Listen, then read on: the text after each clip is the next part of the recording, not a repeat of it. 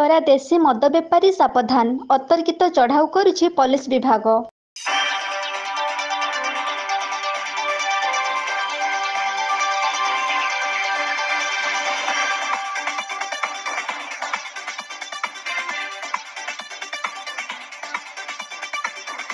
ଦିନକୁ ଦିନ ଚରା ମଦ ବିକ୍ରି ପ୍ରବଳ ମାତ୍ରାରେ ବଢ଼ି ଚାଲିଛି।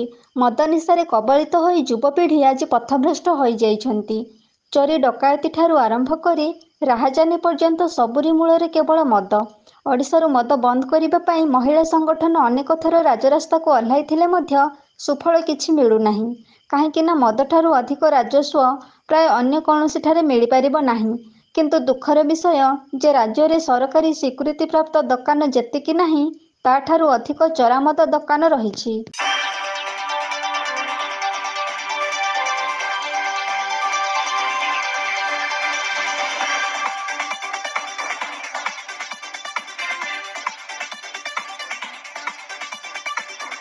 ବେଳ ନଇଁ ସଞ୍ଜ ହୋଇଗଲେ ଘରେ ଘରେ ଚାଲେ ଅଶାନ୍ତିର ନାଟକ।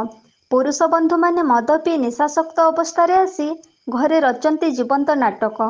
ଅନ୍ୟଥାରେ ଗୃହିଣୀ ଉପରେ ଚାଲେ ଅତ୍ୟାଚାର।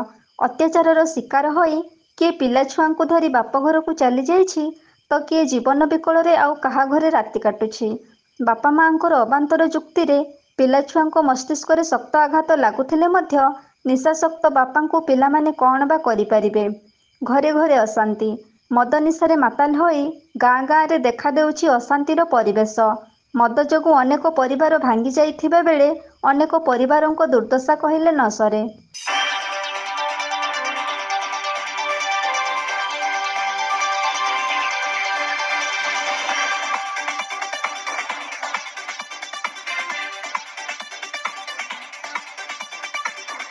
ପାଟଣା ଥାନା ଅଧିକାରୀଙ୍କ ନେତୃତ୍ୱରେ ଅଚାନକ ଚରା ଦେଶୀ ମଦ ବିକ୍ରି ଉପରେ ଚଢ଼ାଉ କରିବା ଏକ ସ୍ୱାଗତଯୋଗ୍ୟ ପଦକ୍ଷେପ। ପାଟଣା, ସାହାରପଡ଼ା ଏବଂ ଢେଙ୍କିକୋଟ ପୋଲିସଙ୍କ ମିଳିତ ସହଯୋଗରେ ସାହାରପଡ଼ାଠାରୁ ଢେଙ୍କିକୋଟ ମଧ୍ୟରେ ଅତର୍କିତ ଚଢ଼ାଉ ଚରା ମଦ ବେପାରୀଙ୍କ ଆଖିରୁ ନିଦ ହଜେଇ ଦେଇଛି। ହାଣ୍ଡିଆ ମଦ ଓ ଦେଶୀ ଚରା ମଦ ବିକ୍ରି କରୁଥିବା ଅସ୍ଥାୟୀ ସ୍ଥାନକୁ ଭାଙ୍ଗିରୋଜି ଛିନ୍ଛତ୍ର କରିଦେଉଛନ୍ତି ପୋଲିସ ବାହିନୀ। ପ୍ରତି ସ୍ଥାନରେ ହାଣ୍ଡିଆ ମଦ ବିକ୍ରି କରି ଅନେକ ପରିବାରକୁ ଅଶାନ୍ତିର ନିଆଁ ଜାଳି ଦେଉଥିବା ମଦ ବେପାରୀ ଏବେ କରିବେ କ'ଣ, ଆଗକୁ ଦେଖିବାର ବାକି ଅଛି।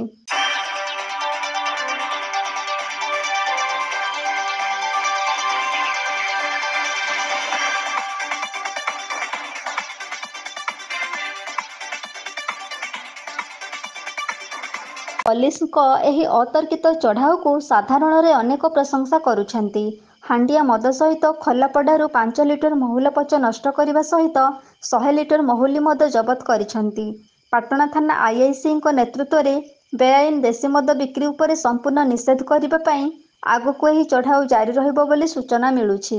ମଦ ନିଶାରେ କବଳିତ ହୋଇ ଯୁବ ସମାଜ ଆଜି ପଥଭ୍ରଷ୍ଟ ହୋଇ ଆଗାମୀ ଭବିଷ୍ୟତ ନଷ୍ଟ ହୋଇଯାଉଥିବା ବେଳେ ବିଶେଷ କରି ଚରା ଦେଶୀ ମଦରେ ପଥଭ୍ରଷ୍ଟ ହେଉଛନ୍ତି ବୋଲି ସ୍ପଷ୍ଟ ଜଣାପଡ଼ୁଛି। ତେଣୁ ଚରା ମଦ ସମ୍ପୂର୍ଣ୍ଣ ବନ୍ଦ ହୋଇଗଲେ ଓଡ଼ିଶା ରାଜ୍ୟର ସୁଧାର ଆସିବ ବୋଲି ବୁଦ୍ଧିଜୀବୀ ମହଲରେ ଚର୍ଚ୍ଚା ଚାଲୁଛି।